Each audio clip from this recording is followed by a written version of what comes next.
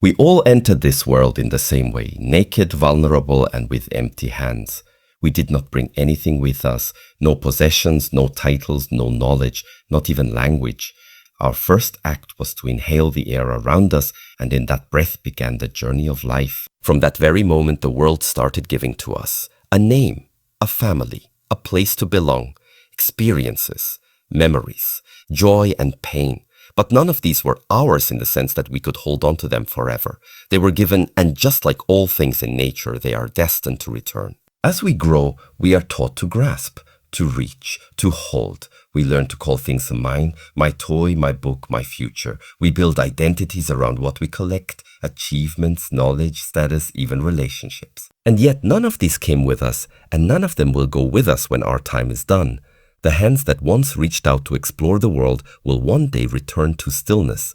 They will open once more, not in grasping, but in release. But there is wisdom in this. There is clarity. Empty hands are not a sign of loss. They are a reminder of freedom. When our hands are empty, they are open, open to receive, open to give, open to experience without expectation. A closed fist can hold, but it cannot grow. An open hand can offer peace, connection, and presence. In many ways, life is not about gaining, but about remembering. Remembering that we began with nothing, and that everything we think we own is only a temporary companion on the path. The people we meet, the objects we acquire, even the roles we play, they are all passing clouds in the sky of our being. To cling to them is to suffer when they move on, as they inevitably must. When we forget the nature of our arrival, we become attached to the illusion of permanence. We fear loss, we resist change, and we build walls to protect what we think is ours. But when we return to the image of the newborn empty-handed, fully present, we are reminded of the truth. We are not here to possess. We are here to experience, to learn, to grow, and eventually to let go. There is great strength in recognizing the emptiness of our hands. It does not mean we are powerless. It means we are unburdened. We can act without needing to own the outcome. We can love without needing to control. We can live without needing to conquer. The illusion of ownership is one of the most profound misunderstandings we carry through life. From early on, we are taught that to own is to possess, and to possess is to have security, identity, and control. We stake claims on land, on objects, on people, and even on ideas, believing that these things belong to us in some permanent, unchanging way. But the truth beneath this belief is far different.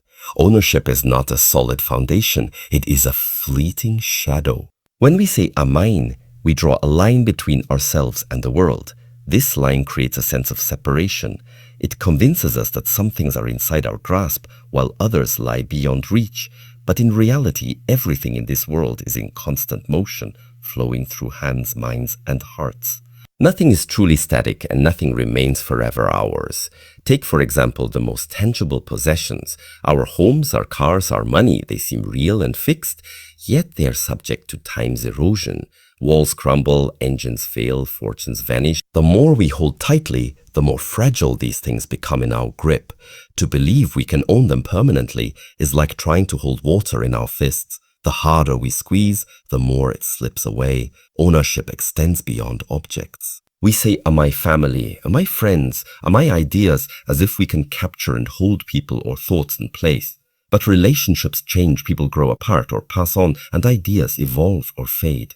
To think of these as possessions is to misunderstand their nature.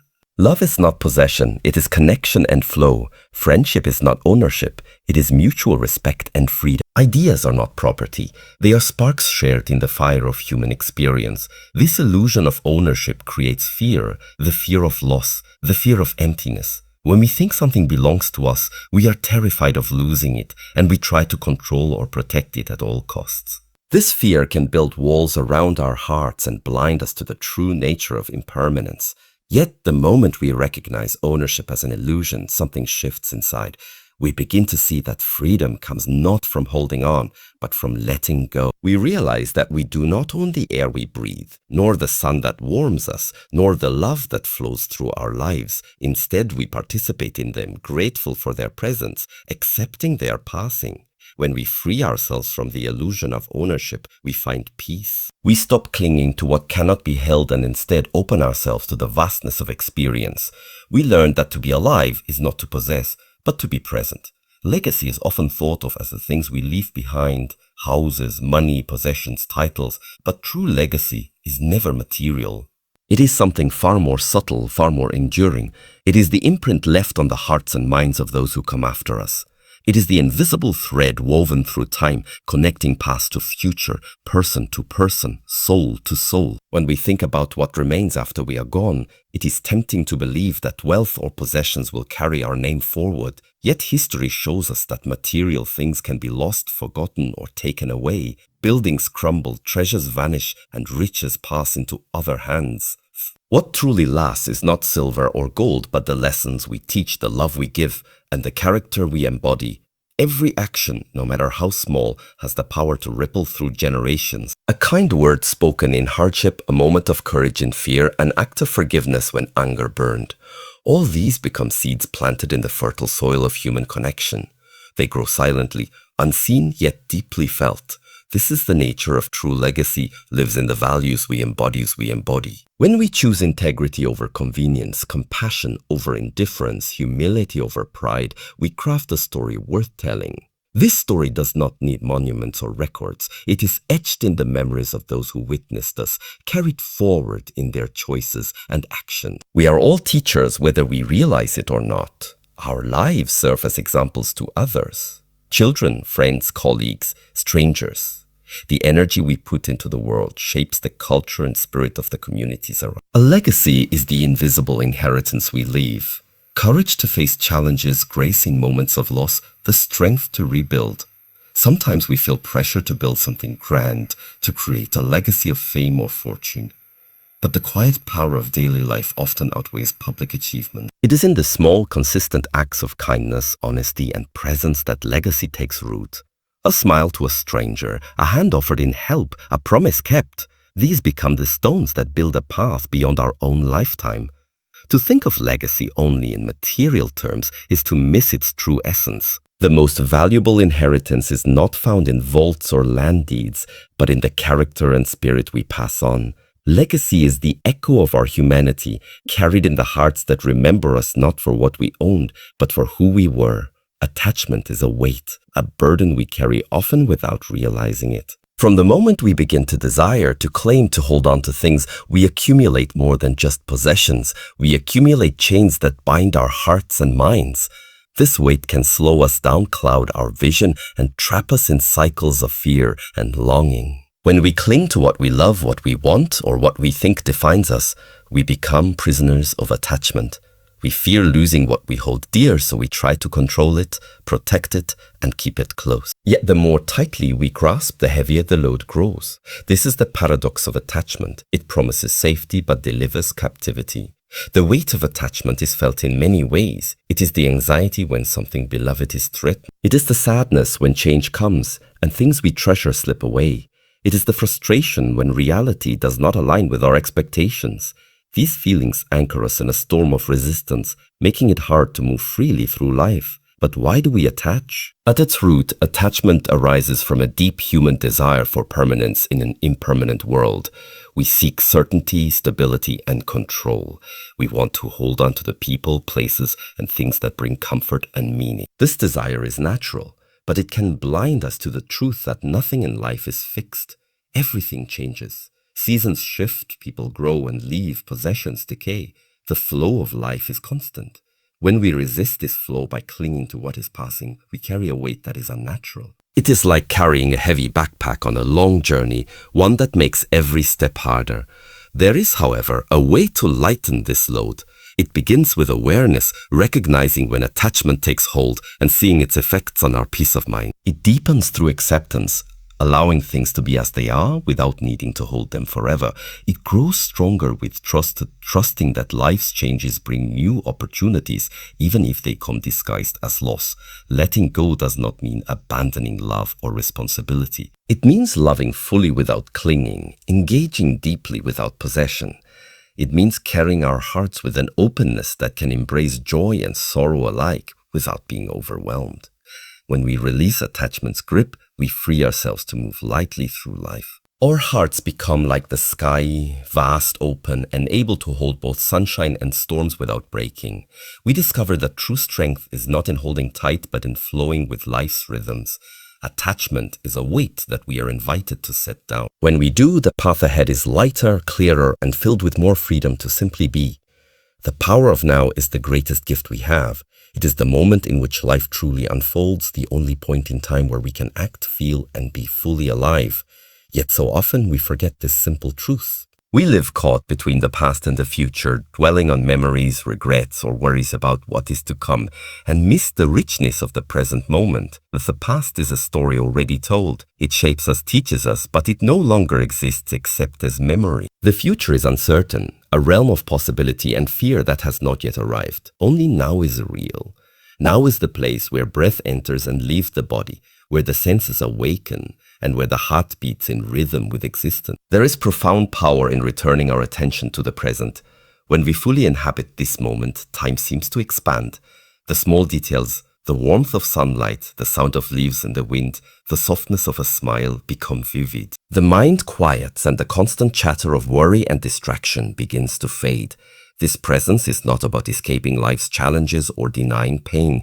It is about meeting life exactly as it is without judgment or resistance. When we face difficulties with full attention to the now, we find that their intensity softens. They are no longer shadows looming over the future or ghosts haunting the past. They become part of the flow we can navigate with clarity. The power of now also awakens our creativity and intuition. In this state of presence, ideas arise effortlessly, solutions reveal themselves.